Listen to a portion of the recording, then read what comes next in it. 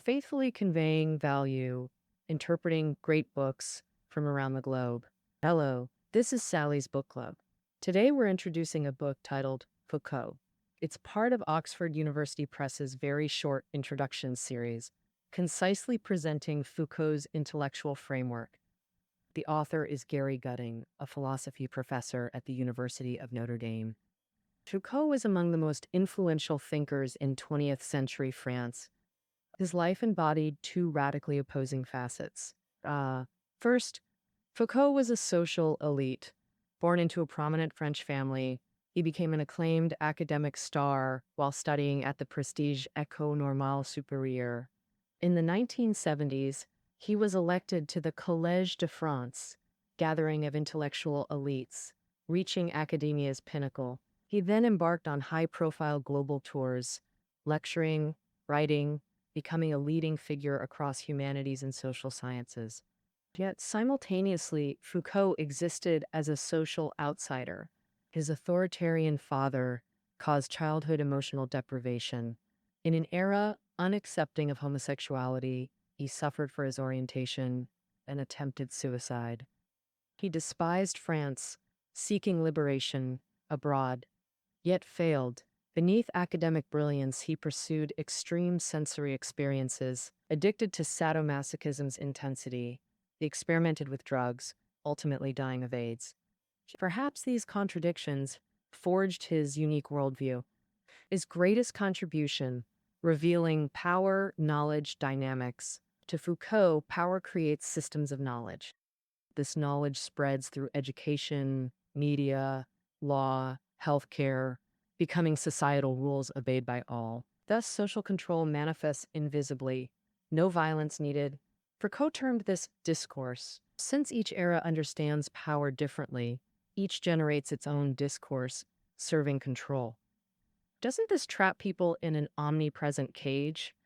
Author Gary Gutting sees Foucault as an escape-seeking prisoner, constantly reminding us of constraints from history and society.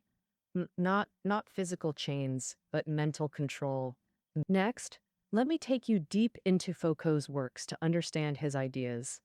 First, we'll introduce Discipline and Punish, Foucault's most influential book and the foundation for understanding his thought. Foucault wrote this book based on a series of prison investigations.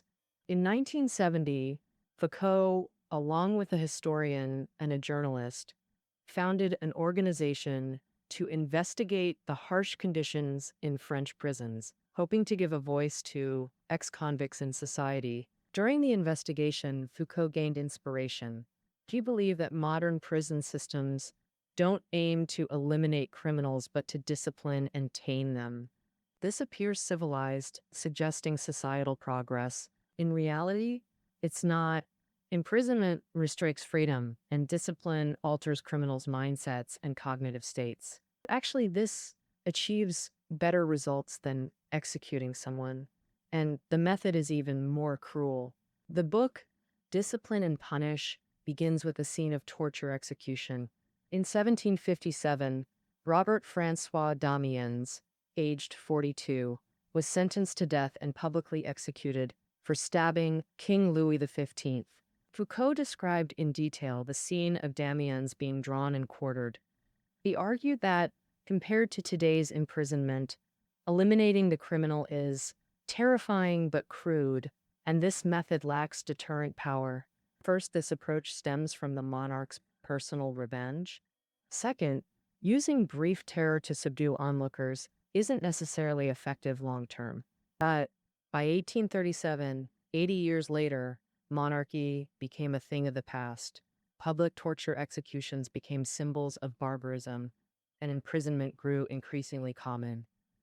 Foucault presents the regulations of the Paris juvenile prison to the readers. These regulations outline the daily routine for prisoners. In winter, it starts at 6 a.m. In summer, at 5 a.m. Daily labor takes 9 hours and study 2 hours. Additionally, there's a strict procedure for prisoners waking up. At the first drumbeat, guards open the cell doors, and prisoners must rise, dress, and remain silent. At the second drumbeat, they must be fully dressed and tidy their beds. At the second drumbeat, they must line up and proceed to the chapel for morning prayers, with each drumbeat spaced 5 minutes apart. At first glance, these punishments seem gentler, but Foucault saw a darker side beneath this facade. In his view, modern punishment is a more invasive form of psychological control. Every aspect of a prisoner's life is monitored and disciplined, which over time changes their psychological state. Moreover, when these criminals are released from prison, they often become living specimens of the punishment system. Just like that black character in the movie The Shawshank Redemption. After leaving prison, he still needs explicit commands from others to take action. If not told by the prison, he might not even be able to urinate in the bathroom, even though no one is imposing discipline on him anymore. In Foucault's own words, in the modern era, the mind has become the prison of the body. Still, Foucault's discovery goes beyond this. He further extends it to show how modern society is filled with pervasive control, visible through the imprisoned. This control is the penetration and taming of power into every individual's life. To illustrate this, he gives many examples, including military training, schools, and hospitals, all participating in this control. Of course, military training and schools go without saying. They have systems of surveillance and discipline. Hospitals, especially psychiatric hospitals, also have specific routines. Reflect on our own lives. You can understand how they shape compliant bodies. Foucault calls this method of modern life discipline.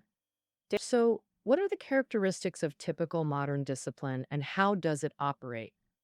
First, modern discipline is constantly ongoing. Here, we need to introduce a concept: the panopticon, a prison where prisoners' activities are always visible. It was considered by Foucault as the ideal model for modern disciplinary means, an architectural form that became popular in the 20th century. It's often circular with a watchtower in the center. Each prisoner lives alone in a cell, isolated from others, and the watcher in the central tower can see what happens in every room. Although with so many rooms, the watcher only occasionally focuses on one prisoner. The prisoner doesn't know when this gaze is directed at them, always feeling watched. This architecture allows surveillance to happen anytime, anywhere, ensuring the automatic operation of the power mechanism. Another distinct feature of modern discipline is its interest in normalized evaluation. In other words, the standard for judging a person isn't about the right or wrong of their actions themselves, but where they stand in a sequence. For example, kids can't just know how to play an instrument, they have to pass exams or win awards. A restaurant can't just serve delicious food, it has to be ranked among the top 10 locally. The concept of normalization permeates every aspect of our social life. On a formal level, educational programs, medical activities, and industrial products all have nationally unified standards. Informally, people also like to make lists, from big things like tourist spots to small things like personal sexual quality, all ranked. Surveillance and normalized evaluation combine to form a system of censorship.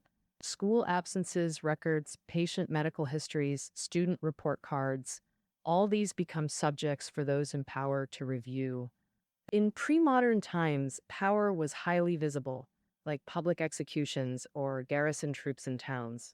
But in modern times, the operation of power is often invisible, with censors hidden in the shadows, while those being censored are highly visible. Foucault points out that in modern society, power is dispersed everywhere, watching you in various ways every day, taming each individual. This is a great irony for a modern civilization that emphasizes full respect for individuals. Doesn't this overturn your common sense? The reason discipline and punish achieves such effects is largely due to Foucault's research method, genealogy, which is a crucial approach for him. Simply put, genealogy is the study of a certain behavior. It examines the different forms it has taken throughout history and observes how it changes. When comparing the past and present, it reveals many things that people overlook. The free and civilized modern society is actually one where surveillance and discipline are everywhere. This conclusion is revealed through genealogy.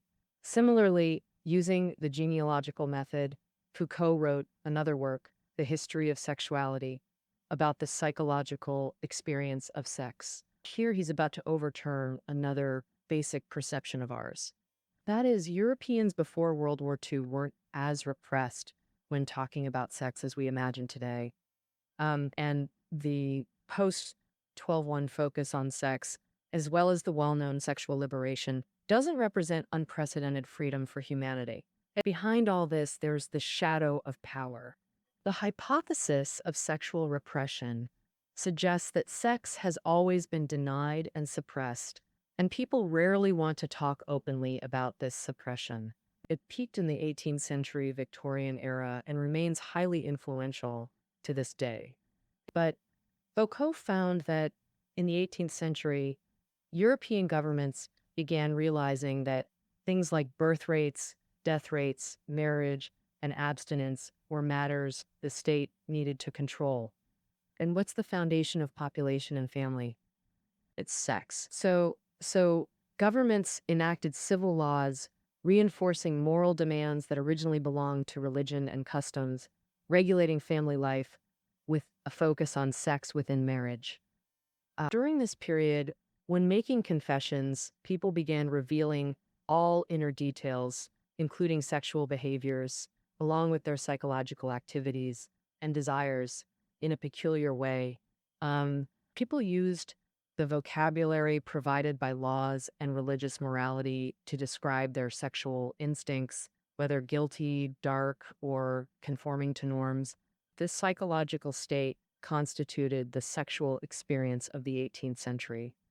Foucault believed this process was more shaped by self-censorship than by the self-discovery of human instincts. After the 19th century, power's interest in disciplining sex shifted away from the family, focusing instead on sex outside traditional marriage and norms. In modern medicine, psychology, and ethics, terms like homosexuality, nymphomania, and fetishism define long-existing phenomena as pathological, causing shame and fear.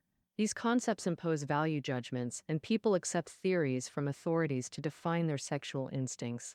People still confess for these behaviors. However, these confessions are no longer confined to churches. They occur in hospitals, schools, or between elders and younger generations, and the discussions have become more scientific. This is part of our modern sexual experience. Through examining the history of sexuality, Foucault aimed to dissect how human understanding and expression of sex largely operate under the taming of power. Besides genealogy, another research method Foucault used is the archaeology of knowledge. We all know that archaeology involves studying history by excavating artifacts, but artifacts aren't picked up casually. Archaeologists must delve into specific layers to find them. Foucault's archaeology of knowledge requires researchers to investigate within the specific historical context where knowledge is produced. Archaeology requires researchers to investigate within the specific historical context where knowledge is produced, understanding the soil from which that knowledge emerged. For example, people centuries ago believed celestial bodies moved only in circular orbits to align with theological views. So, any claim of non-circular orbits was unthinkable. But we don't hold such views today, because our thinking about celestial orbits no longer depends on theology. Through modern archaeology, we see how different historical contexts filter different knowledge. The importance of archaeology lies in proving that many seemingly impossible falsehoods actually existed and were quite reasonable, and any accepted knowledge carries the biases of its era. Foucault's Madness and Civilization applies this archaeological method, with madness as the object of study. In this book, Foucault recounts the history of changing human perceptions of madness. During the Middle Ages and Renaissance, madness was seen as an indispensable phenomenon because madness was considered a capability that could touch reason's boundaries and reveal human essence. Madness opposed to reason represented another mode of existence, not without its own logic. But by the mid 17th century, people began viewing madness as mere negation of reason, excluding the mad from humanity. This perceptual shift transformed how people treated the insane. During the French Revolution, the mad were isolated and shackled. Later, someone removed their chains and centralized them in asylums, providing more humane treatment. And there, doctors provided treatment and designed activities to make the mad behave politely and take responsibility, a shift resembling attitudes toward punishment. But in Foucault's view, this wasn't necessarily more humane. He argued asylums weren't realms of free observation and healing, but places of accusation, trial, and conviction with powerful mental constraints. Here, Foucault satirizes the asylum, but his real target is the logic behind the concept of madness. The problem with this logic is its definition of all socially deviant behavior as transgression, then separating transgressors from society. In Foucault's view, madness is merely an alternative form of human reason. People's attitude toward madness is like understanding error. Outcomes can reverse. Though error is typically negative, from a broader perspective, an error in one knowledge system may become a groundbreaking truth in another. For example, Copernicus' belief that Earth revolves around the sun was wrong in Aristotle's astronomy system, but became foundational for 17th century astronomy. Similarly, the transgressive experiences of the mad might offer inspiration and direction for reason's development. All right, this concludes our introduction to Foucault's ideas and his major works. Foucault's works address concrete issues: imprisonment, institutional perceptions of sexuality, and evolving views on madness. But connecting them all is how power tames humans through social institutions. This taming process dynamically generates knowledge through power-subject interaction. Well, that's all for this book on Foucault. Reading notes are below the audio. See you tomorrow.